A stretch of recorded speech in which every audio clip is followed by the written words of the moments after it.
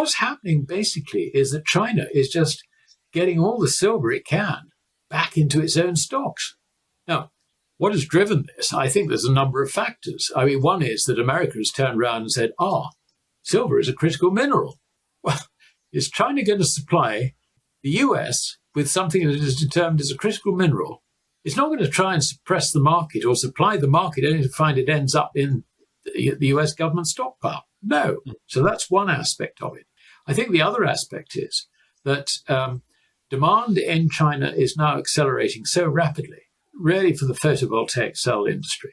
So we have now a situation where not only is China deeming herself, the government deeming herself to be short of silver, but the rest of the world is as well. Global supply chains are shifting in ways most investors still underestimate.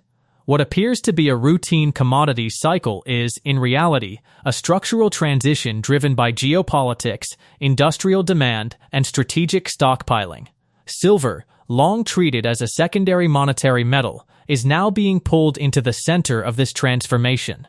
The implications stretch far beyond price charts. They point toward tightening availability and a growing disconnect between paper markets and physical demand. Alasdair Macleod explains that China is aggressively accumulating silver, not as a speculative move, but as a strategic necessity.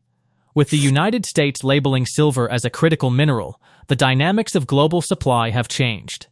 China has little incentive to export a resource that could strengthen a competing power's stockpiles. At the same time, domestic demand is surging, particularly from the photovoltaic sector, where silver remains essential. This dual pressure, restricted exports, and rising internal consumption suggests a tightening market that could lead to significant price revaluation if supply constraints intensify. Now, we present the clips from Alasdair Macleod interview. Before we continue, please subscribe to our channel and enable notifications to receive timely updates. Thank you, and enjoy the video. Basically, what's happening is what's been going on for the last few decades is just accelerating. We think gold is too high, we think silver's too high, so we're selling it. And who's buying it? China. They're just filling their boots. There is a difference in the two stories. I mean, gold is one story and silver is another one. I mean, the interesting thing about silver, and I've just literally put out a note on my Substack about this, is that until 2024, China was supplying silver to the West, if you like, to global markets. And it was doing it in the region of sort of 3,500 to 4,000 tons a year. And it's been doing that for the last 5-6 years. I mean, without any doubt at all, the figures are there. You can see from, if you like, the customs figures out of China. That's what they've been doing. At the same time, there has been business the other way, and that is China has been importing silver, but in far, far smaller quantities. And then what happened in 2025 is that China turned around and stopped exporting dead. It just stopped. So suddenly, something like 4,000 tons of silver was no longer available to Western markets. Now, this is very, very important because Western demand has just been absolutely huge.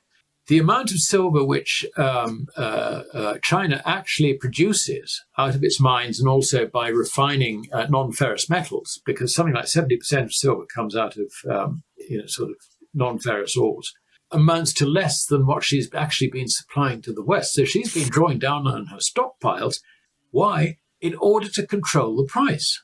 But she stopped doing that in 2025, which is why everything exploded later on in the year. And particularly, I mean, we lived with the myth, if you like, that, there was supply coming into the market and all the rest of it. We lived with that myth until September last year, when, provoked by the Americans, the Chinese turned around and said, right, no exports of rare earths, or we're only going to export rare earths to people who we want to, which basically cut out the Americans and cut out the Europeans. What we didn't know at the time was they said exactly the same thing for silver. They'd already stopped exporting silver. Why had they stopped exporting silver? Because they were drawing down on their own stocks to a point where it was uncomfortable. Who are the largest users of silver? China. They needed their own silver. And what we've seen, and there was a chart on Bloomberg, which is actually being sort of quite widely circulated now. What we saw was that last year, China's imports of silver were around about 350, 60 tons, something like that. But then, and that was, without the exports on the other side. And then in this year so far, it exploded to 10 times last year's rate on an annualized basis. I mean, we've got something like 860 odd tons in the first 3 months of this year. And it's just taken everybody by surprise. What's happening basically is that China is just getting all the silver it can back into its own stocks. Now, what has driven this? I think there's a number of factors. I mean, one is that America has turned around and said, silver is a critical mineral. Well, is China going to supply the US with something that is determined as a critical mineral? It's not going to try and suppress the market or supply the market only to find it ends up in the US government stockpile. No. So that's one aspect of it. I think the other aspect is that demand in China is now accelerating so rapidly, really for the photovoltaic cell industry. They need to hang on to what they've got, and they need to get what they can. And in fact, just 2 days ago, they told the photovoltaic cell manufacturers, slow down, which is an amazing thing to do, to tell your manufacturing industry, slow down. I mean, I'm speechless, really. But you can see that this has got to be prompted by a stocks crisis. Now, having said it's a stocks crisis, I'm sure that China has got an awful lot of silver, don't get me wrong. But what she doesn't want to do in the current circumstances, with silver and other commodities being very, very cheap, with paper currencies going down the swanny, what she doesn't want to do is to lose control over her own stocks. So we have now a situation where not only is China deeming herself, the government deeming herself to be short of silver, but the rest of the world is as well. And, guess what? The other big manufacturer now, with virtually no silver, got to import virtually all of it, is India. Because the Indian government, 2 years ago or thereabouts, decided that it needed to increase its production of photovoltaic cells to offset, if you like, the carbon footprint from all the coal-fired power stations, which they were building at the rate of something, 40 or 50 a year. So that's, so this is just a crisis now. And it's interesting because you've got some very, very good technical analysts like Mike Oliver, for example, who's saying that silver is going to moonshot. I don't think that was quite the word he used, but that's the effect of it. And you sort of look at it and think, okay, Mike gets these things right. Why is he right? So I just felt I had to look at the underlying fundamentals, and that's what I came up with. And the answer is, yes, he is right. He's going to be right. The deeper issue lies in how quickly demand is accelerating relative to available supply. China's photovoltaic expansion is consuming silver at an unprecedented pace, while global inventories are already under strain. This is not a temporary imbalance. It reflects a long-term structural deficit forming beneath the surface. Moreover, geopolitical considerations are amplifying the situation. When a commodity is designated as critical, it becomes a strategic asset rather than a freely traded good. That shift changes behavior.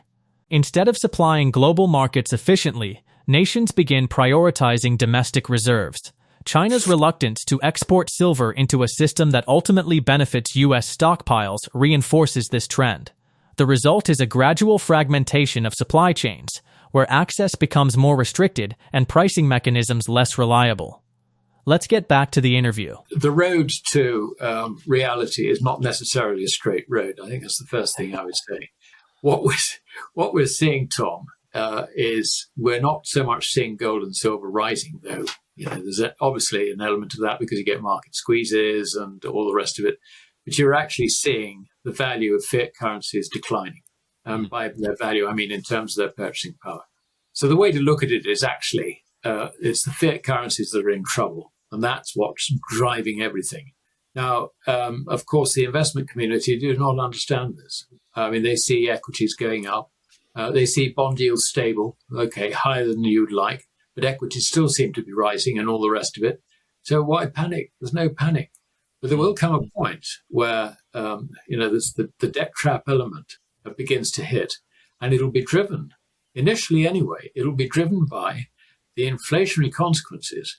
I mean, by inflationary, I mean the consequences on consumer prices of what is going on in the Gulf today against a background of commodities which were already very, very cheap on long-term considerations. I can see that the Gulf situation is going to continue and continue. America has obviously backed down. Literally a day before this is being recorded, President Trump decided that to extend the truce, as it were, but still blockade. But I mean, he wasn't going to suddenly, drop all America's bombs on Iran. That's been postponed because it was quite clear that Iran would retaliate and retaliate massively, absolutely massively.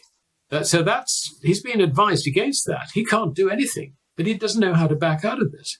Oh, let's pressure them into meeting in Islamabad. What do the Iranians do? No way. You got a problem, Mr. President. You resolve it. Just back off. That's their approach. And of course, ahead of the midterms, Trump finds it very, very difficult to do that. There is, and I think this geopolitical issue is just going to get worse. I mean, I'm just awaiting the moment for a Chinese ship to go through the American blockade and into Hormuz. I mean, what do the Americans do? They got no option but to just stand back and let it happen. So everybody else gets blocked except China. You can see how that's going to go down at home, as it were, in Washington or Pentagon or wherever. So, no, they've got themselves into a frightful mess. There is no quick resolution to this. The longer it goes on, the more people will realize what the problems are. And for goodness sake, we have equity markets hitting new highs. I mean, it's complete lunacy. The reason they're hitting new highs is because there's an awful lot of credit around, which is going straight into stocks. That's really what's keeping the market buoyed, not wonderful fundamentals and, the economy's going gangbusters. No way. No, it's just it just reflects excess credit. So it's a mess, Tom. It's an absolute mess. And this is why I tell everyone, just get the hell out of it. I mean, don't go down with a ship. It's just nonsense. Get out of credit. And the only thing you can do is to get into real legal money without counterparty risk, which is gold. And in some jurisdictions, maybe silver.